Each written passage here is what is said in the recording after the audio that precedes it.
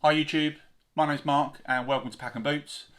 In today's video we're going to cover the essential kit that I take when winter wild camping. Now I'm not an expert, purely an enthusiast, so my views are not recommendations. It's really just today is about the things that I take when camping in the Great British Winter. So today we're going to cover 5 things. The first thing is shelter, then we're going to move on to talk about the sleep system, then layering, the cook system that I use, and then finally the rucksack that I use to transport all that kit in and out of camp. So let's get started. So the shelter of choice is the Vango Nova 200. Great little 2-person tent, ideal for me as a bigger guy, recommended for the Duke of Edinburgh Award Scheme. Had it out in some pretty brutal wind and rain, and more recently some frost, and I must say did me proud, kept me out of the elements, kept me safe and warm, and can't complain. So moving on to my sleep system, let's start with the bag. So I've been using this North Face Blue Kazoo for probably between 10 and 15 years. It's been up Kilimanjaro, it's been up Ben Nevis, it's been all over Great Britain on many kind of treks, walks and wild camps. Can't say it's failed me at all. It is more of a 3-season bag, so it has a comfort rating of 0.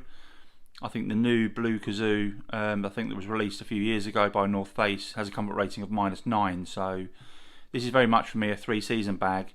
With the right layering system, it can certainly see through temperatures of kind of, in the low to minuses, but I wouldn't, anything beyond -1 or 2. I think it's going to need a bigger fill on the down. So looking at in terms of sleep mats, so the first thing I start off with is this kind of foil reflector. So this particular one is about 2 meters long by 1 meter wide, so it fits perfectly in the footprint of the Nova. Without doubt it does help. A lot of people say it doesn't really give you any extra insulation, but I'd rather be sitting on this than sitting on just the ground sheet or the footprint. And they're cheap as chips, probably 5 or 6 quid off eBay.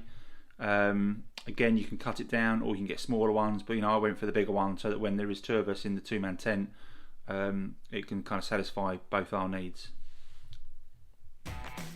Now the sleep mat I've been using for winter use is the Exped Down Mat Extra Large. So this is the wider and longer version. It's a down-filled mat. I think it has an R value of about 7.1. So probably overkill for the British climate, but I'd rather be overkill, rather safe than sorry. So super mat, super comfy. It has baffles that run the length of the mat rather than across the mat. As a side sleeper and as a bigger guy, 6'5", the extra long, and the one with the the baffles running lengthways, I thought this was going to be the best to kind of suit my particular needs. Super comfy mat, didn't feel an ounce of cold coming up through the ground on my recent wild camp.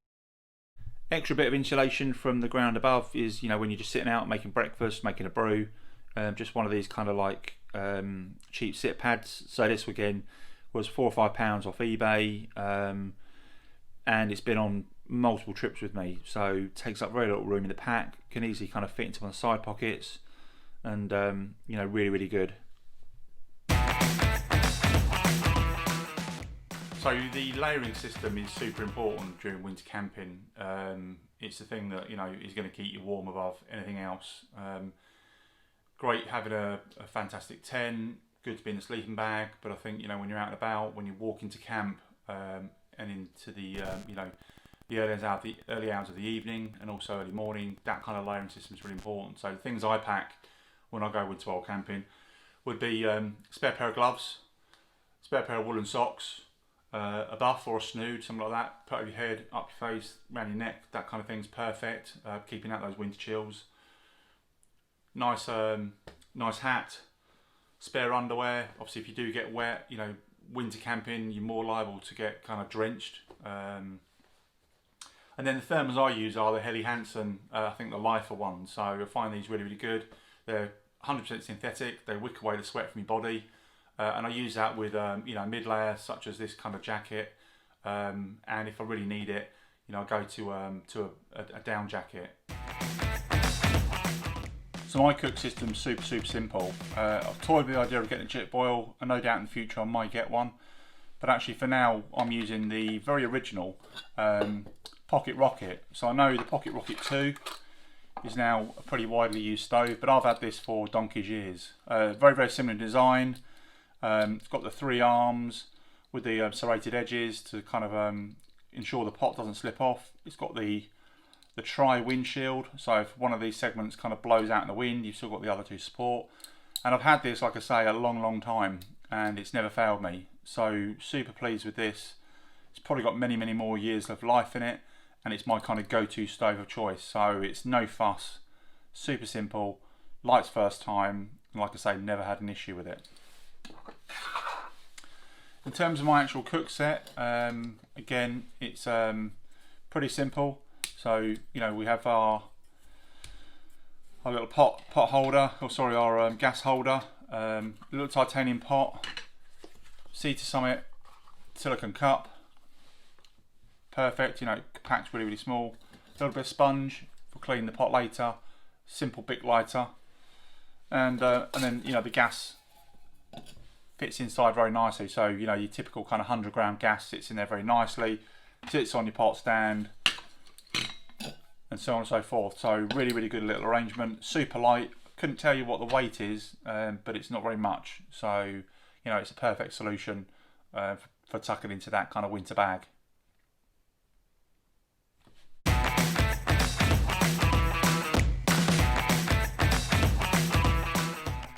My pack of choice is the Kestrel 68 litre, which is typically designed for medium to long multi-day backpacking trips. As a tall guy, I find it really useful as all my kit is bigger, and this provides ample room to get all my winter kit packed inside. Accessing my gear couldn't be easier. Not only does it have upper lid access with a draw cord enclosure, but also a lower sleeping bag compartment with a removable divider. The bag also comes with a U-zip suitcase opening on the front panel for extra easy access. It also comes with 2 sizable zipped hip belt pockets. To complete all those storage options, it comes with 2 really big elasticated side storage pockets and a front shove it pocket, which is great for putting maps and things like that in.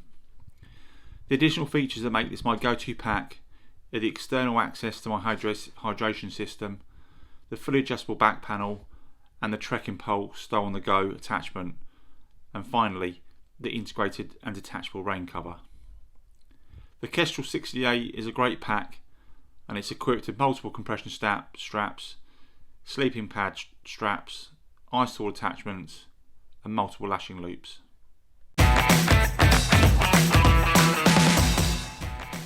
So thanks for watching this short video on the things I like to like winter while camping. If you like this video, don't forget to like and subscribe, and please do feedback, any comments. I think we're all itching to get out in the great outdoors and can't wait till this lockdown's over. Until then, take care, see you next time.